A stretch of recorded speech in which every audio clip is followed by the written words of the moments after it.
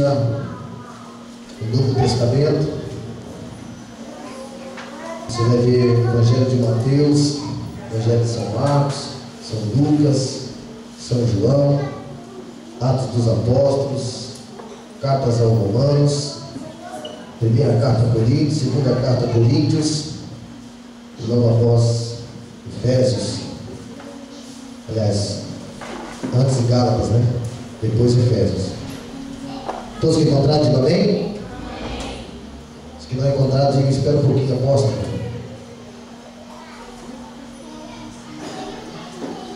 Diz assim: leu e digo, em quem também fomos feitos herança, havendo sido predestinados conforme o propósito daquele que faz todas as coisas, segundo o conselho da sua vontade, com o fim de sermos para louvor da sua glória, nós, os que primeiro esperamos em Cristo. Amém? Pode se assentar em nome de Jesus. Em poucas palavras, você breve, pastor Marcelo Rosa já está chegando, ele que vai estar pregando, mas eu quero que você preste atenção nesta palavra que nós acabamos de ler os dois versículos da carta de Efésios, capítulo 1, versículo 11 e 12. Pedir para que as crianças parem de correr da igreja. Os irmãos que vamos cuidar das crianças, por favor, para que não tire a atenção da igreja. Criança é uma bênção. Dormir não é em dobro, né? Irmãos, quando eu li esse versículo aqui na carta de Efésios, segundo o apóstolo Paulo escreveu à igreja de Éfeso na época, ele estava aqui edificando a fé da igreja, incentivando-as a entender o propósito de Deus que Deus tinha sobre a vida, tanto da igreja da época como de toda a raça humana, porque todos nós sabemos que todos nós somos criaturas de Deus, independente, como sempre tem o hábito de dizer, se a pessoa é cristã ou não, se ela é evangélica ou não, todos nós somos criados nas mãos de Deus. Toda a raça humana foi criada por Deus, mas passa-se se chamar de filho de Deus quando aceita, entrega a sua vida a Jesus e reconhece como Ele o seu Senhor e Salvador da tua alma. Antes que isso aconteça, ainda continua sendo somente criatura. Mas a partir do momento que reconhece o Senhor Jesus como Senhor e Salvador da tua alma, ele passa a ter o poder de ser chamado filho de Deus. Mas quando Paulo estava dizendo essas palavras, que vou ler mais uma vez, nele digo, em que também fomos feitos herança, havendo sido predestinados, conforme o propósito daquele que faz todas as coisas segundo o conselho da sua vontade. Se nós lemos no primeiro livro da Bíblia Sagrada, de Gênesis, nós vamos ver que significa o princípio, o início de todas as coisas, desde quando Deus criou o homem, e principalmente no decorrer de toda a Bíblia Sagrada, nós vemos que Deus sempre fez promessa para o homem, e quando nós passamos a entender o livro de Efésios, principalmente nesse versículo, apóstolo Paulo dizendo com toda a convicção, com toda a firmeza, que nós, como predestinados pelo propósito de Deus. Quando Paulo estava dizendo isso, ele estava querendo fazer com que o povo entendesse que, mesmo que nós traçamos vários caminhos, mesmo que nós fazemos vários planos na terra, mesmo que nós procuramos várias portas, mesmo que nós procuramos várias respostas em vários lugares, só que muitas vezes o homem esquece o princípio de tudo que Deus nos prometeu, e Deus já tinha predestinado um propósito sobre a vida de todos os homens.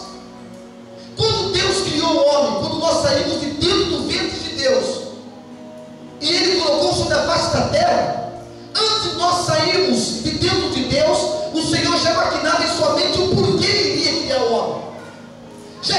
Deus já estava predestinando um propósito maior, porque Ele colocaria nós sobre a face da terra.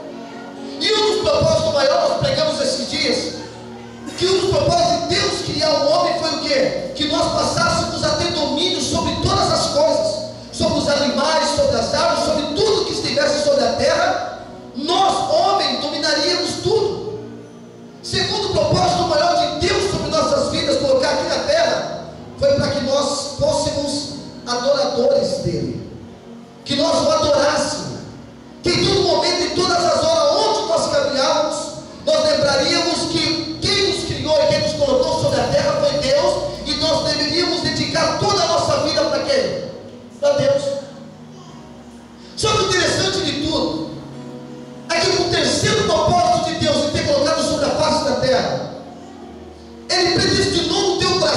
te formou, quando te criou para um propósito. Deus traçou sobre a minha e a tua vida, dentro do coração dele, quando ele nos formou, um propósito sobre a terra. Agora entenda, obviamente que você não nasceu consciente desse propósito. Você não nasceu ciente do propósito que Deus te criou. O porquê você, porque muitas vezes você esteve passando por problema, por dificuldade, e você já parou para pensar e dizer: por que eu vivo? Por que eu estou aqui nessa terra? Por que eu estou passando por isso? Quantas vezes você já se parou e se perguntou: meu Deus, mas por que eu estou passando por isso? Por que eu estou vivo? Por que o Senhor me criou? Por que minha mãe deu a luz a mim? O que eu estou fazendo aqui? Sabe por que quando nós chegamos nesse momento? É porque Deus permite nós passarmos por vários caminhos às vezes, até nós chegar no limite e passar a entender que de fato só poderemos ter uma vida de qualidade quando nós passamos a entender que nós devemos viver o quê? A predestinação de Deus sobre nossas vidas. Enquanto nós procuramos achar um motivo por que nós estamos com vida na terra, nós sempre bateremos cabeça, nós sempre se machucaríamos, nós sempre vamos como se diz, nós sempre vamos se dar mal. Agora, quando nós passamos o limite que nós vivemos, tudo que vivemos, se eu vou perguntar a história de cada um que você viveu até aqui, quantas coisas você fez e não deu certo? Quantos objetivos você teve, você criou, quantos planos você tem na sua mente e até hoje nunca ele deu certo? Você já parou para pensar o porquê isso? Meu Deus. Você já parou para pensar quantas vezes tem pessoas, irmãos, que quantas cidades ela já morou? Dizer várias, a cidade não vai, eu preciso mudar, eu preciso de alguma coisa, eu preciso de um lugar novo, eu preciso de pessoas novas. Mas por quê? Porque ela sempre está procurando algum lugar que encaixe com o objetivo que ela mesma tem em mente. Meu Deus. Mas a pergunta é: esse objetivo é a predestinação de Deus na nossa vida? Eita, Jeová.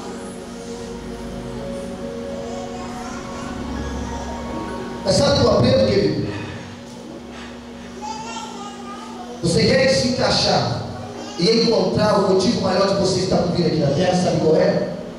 É o momento onde nós se rendemos e dizemos: Senhor, eis-me aqui, seja feita a tua vontade e não a minha. Sim, papai.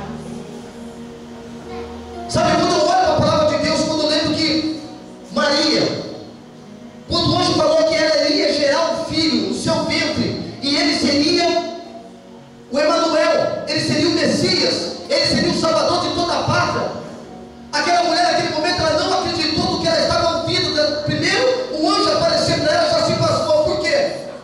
Duas situações: primeiro o anjo aparecer para ela e dizer que ela teria um filho, já é espantoso. Imagine você estar na sua casa, uma coisa que é impossível acontecer na sua vida, uma coisa que você tanto almejou, mas era impossível, e apareceu um anjo na tua frente e dizer: olha, eis que hoje eu estou dando aquilo que eu falei que ia te dar, e você fala: mas como? Segundo, como que pode o anjo aparecer e dizer que ela iria gerar um filho, sendo que ela não podia ter filho? Quando Maria ouviu que o anjo prometeu para ela que ele iria gerar um filho, e esse filho seria Emanuel, ela questionou naquele momento: por quê, irmãos? Porque ela era a primeira estéril, ela não poderia gerar filho. Segundo, que ela ainda não deitava-se com o seu marido, com José. Imagine a situação daquela mulher que ela iria enfrentar se ela aparecesse grávida no vilarejo, no lugar onde ela morava. O que não iriam falar, o que não iriam defamar aquela mulher? Agora imagine a posição de José. Aquela mulher ela poderia ter várias respostas para Deus e várias justificativas, dizendo: não, pelo amor de Deus, eu não quero, Senhor, eu não, porque o fulano vai pensar isso, o meu marido vai pensar aquilo, aí eu não posso, não pode acontecer. Se eu parecer grávida no lugar onde eu moro, eu vou ser apedrejada, eu vou ser açoitada, eu vou ser morta por aquilo que eu estou vivendo, e não vou acreditar que essa criança que está falando dentro de mim vem do Senhor. Irmãos, quem queria acreditar na história de uma mulher que não deitou com o marido, está grávida? Se deitou com o marido, deitou com outro. Como que pode aparecer grávida? Mas sabe o que mudou a oração? O que mudou a história daquela mulher? Quando ela pegou e falou assim: Senhor, eis-me aqui, seja feita a tua vontade, não a minha. Sabe o que ela estava dizendo? Não importa que se dane, o que vão pensar, o que vão dizer, deixa eu falar, deixa eu criticar, deixa eu te falar, vão dizer o que quiser de mim, vão me condenar, vão dizer que eu sou prostituta, vão dizer que eu sou isso, aquilo, mas se é a tua vontade, faça, porque o Senhor que vive em mim, não eu vivo em mim. Sabe por que é difícil, irmãos? Deus está falando com pessoas aqui hoje. Sabe por que é difícil você tomar posição e dizer: Senhor, eis-me aqui? Já falou, eu tenho certeza que muitas pessoas não tomou essa posição ainda. Sabe por quê? Porque você sabe a consequência que você vai ter que sofrer por amor a Jesus. Só que eu tenho uma notícia para te dar: Deus predestinou o caminho para a tua vida. Enquanto você não tomar posição de caminhar o caminho que Ele traçou para você, você vai bater cabeça, você vai sofrer, você vai bater caras portas, você vai continuar clamando e pedindo, mas não vai chegar à conclusão que Deus preparou para você. Aceitar o chamado de Deus é difícil. Se fosse fácil ser cristão, as igrejas estavam lotadas que pregam a verdade. Meu Deus. Mas o que eu aprendo segundo a palavra de Deus é o que? Aceitar o sim de Deus é você rejeitar um monte de não para o mundo. Verdade, seu pai. É você dizer não para muitas pessoas. Quando Maria disse: eis-me aqui, Senhor, irmãos, ali ela estava automaticamente, pela ótica humana, se condenando. Eu imagino quantas pessoas não criticou aquela mulher. Você vê um sinal, um exemplo. O próprio Jesus, quando nasceu, quando estava para nascer, já começou a perseguição. Já pediram que fosse até onde aquela criança iria nascer, que estavam dizendo que era o rei dos judeus, e era para matar toda criança de 2 anos para baixo. Você está preparado de fato para realmente dizer: Senhor, eis-me aqui, e a ponto de sofrer perseguições só porque você rejeitou muitas coisas?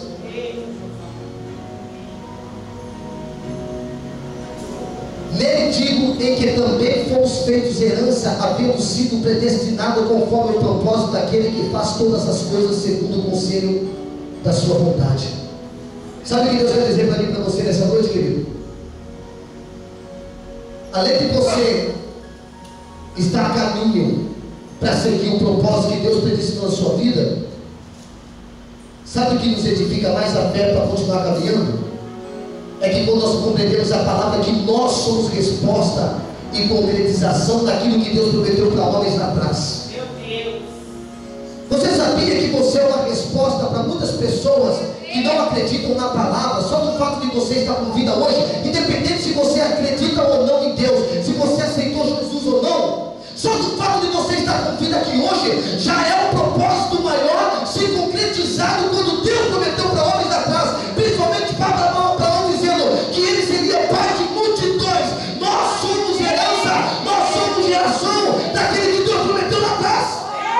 É verdade.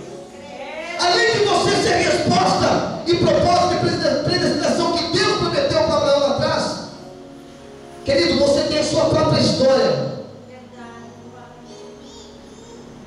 Você é a conclusão de uma história, mas Deus está dizendo que você tem uma história para você conquistar ainda. Deus está dizendo que Deus quer fazer você a própria história. Você tem uma trajetória para seguir, e Deus quer você no caminho. Deus quer que você siga o propósito que Ele predestinou para você.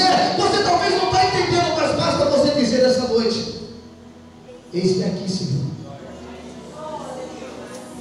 Que seja feita a tua vontade, não a minha. Irmãos, um amigo meu, pregador, disse isso para mim: o ministério dele se chama Nunca é Tarde para Recomeçar. Você pode estar 20, 30 anos no mundo. Eu falo por exemplo próprio, para não usar ninguém. 24 anos no mundo, eu não ganhei 1/3 do que Deus me deu 7 anos servindo a Ele. Sabe que é 24 anos no mundo? Quer bater cabeça, quer usar droga, participar de crime, fazer tantas coisas, achando que estava lavando, achando que estava vivendo. Quando eu fui ver, eu caí do cavalo como Paulo. Tive encontro com Jesus. Jesus falou assim: olha, hoje você vai viver o meu querer, e eu vou mostrar para você o que é conquistar. Eu vou mostrar para você que eu quero fazer história na tua vida. Eu vou te dar aquilo que você nunca iria alcançar, caminhando, batendo cabeça, batendo de porta em porta no mundo. Deus quer fazer vidas aqui hoje. Deus quer fazer você morrer para 20, 30 anos que você viveu até hoje e começar a caminhar no propósito predestinado por Ele. Deus trabalhou um propósito para você e Ele quer que você faça a tua história. Glória a Deus. Quem acredita aqui que tem herança de Deus para conquistar?